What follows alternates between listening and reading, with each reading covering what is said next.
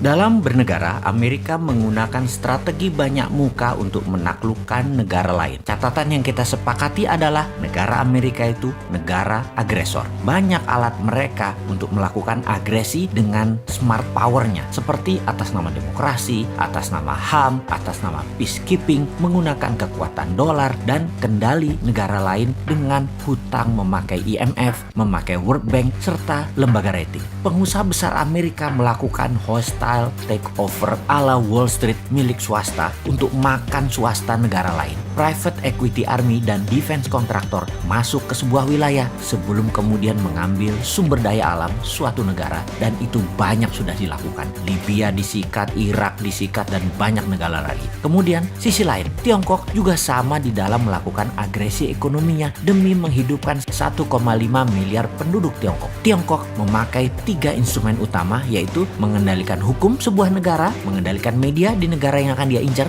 dan pejabat di suatu wilayah atau negara yang ditarget. Kemudian Tiongkok melakukan siraman ekonomi melalui BUMN Tiongkok, uang Tiongkok, SDM Tiongkok, dan teknologi Tiongkok. Indonesia kalau bersama Mardigu Nation New Mind akan juga merubah permainan. Kita tidak akan mau kena instrumen Tiongkok dan tidak akan pakai lagi instrumen Amerika. Jadi ketika mendapatkan mandat siapapun New Mind, maka saran terpentingnya akan diubah pertama-tama adalah posisi Bank Indonesia. Kemudian Kementerian Pertahanan. Kementerian tersebut bukan bertahan dengan menguatkan bedil persenjataan dan mesin perang fisik, namun membangun 5 garda penyerangan. Sungguh, apa yang saat ini manajemennya di Kementerian Pertahanan hanya 1/5 dibandingkan apa yang akan kita bangun dalam Kementerian Perang atau Minister of War atau Department of War ala New Mind. Di negara berdaulat dan negara besar, Kementerian Pertahanan manajemennya dan actionnya sudah berubah sejak 20 tahun yang lalu. Indonesia sudah memiliki banyak panglima, menteri pertahanan, namun sayangnya semuanya old mind, kunonya kebablasan. Sekali lagi, ke depan bukan lagi Department of Defense. Itu hanya satu di antara 5 pilar Kementerian Perang Republik Indonesia versi New Mind. Dalam Kementerian Perang ada divisi propaganda luar negeri, ada divisi ekonomi luar negeri, ada divisi telekomunikasi, IT, warfare by others means, atau berbagai jenis perang seperti perang sel, terorisme, biological warfare, dan counter insurgency warfare akan melengkapi selain saat ini yang kita punya 3 matra militer, darat, laut, udara.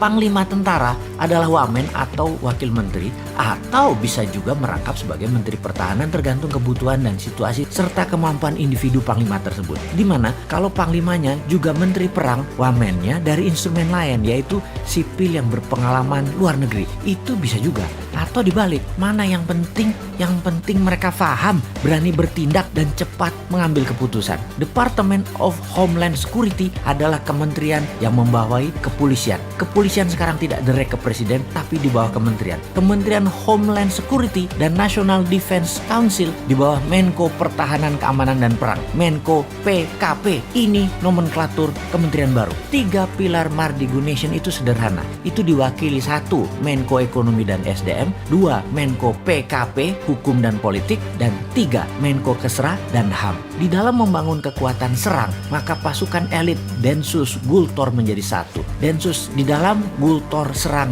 keluar, dan ofensif ke negara lain. Ini di bawah National Security dan Defense Council. Jadi kalau ada kementerian ditambah, pasti ada kementerian yang dikurangi atau ditutup. Maka Kementerian Tenaga Kerja akan jadi Dirjen Tenaga Kerja di bawah Kementerian Pendidikan. Juga Kementerian Pemuda dan Olahraga masuk ke Kementerian Pendidikan. Kementerian Sosial akan hilang, langsung dikasih ke Pemda, dinas sosial di pemerintahan daerah masing-masing. Kementerian Peranan Wanita ditiadakan, masuk di bawah Menko Kesra aktivitasnya. Penggabungan beberapa kementerian juga dilakukan karena keterkaitan lebih mudah koordinasinya di bawah satu payung kementerian. Kementerian daerah tertinggal jadi dirjen di PUPR. Intinya kementerian saat ini akan berkurang 40% jumlahnya. Pastinya Kementerian BUMN akan ditutup. Perusahaan BUMN dikurangi jadi di bawah 20 dari 800 BUMN saat ini. Akan di merger, ditutup, dijual ke publik IPO hingga mayoritas 100% dijual. BUMN langsung berada di bawah kementerian terkait. Misalnya Pertamina dan PLN di bawah Kementerian ESDM. Jadi,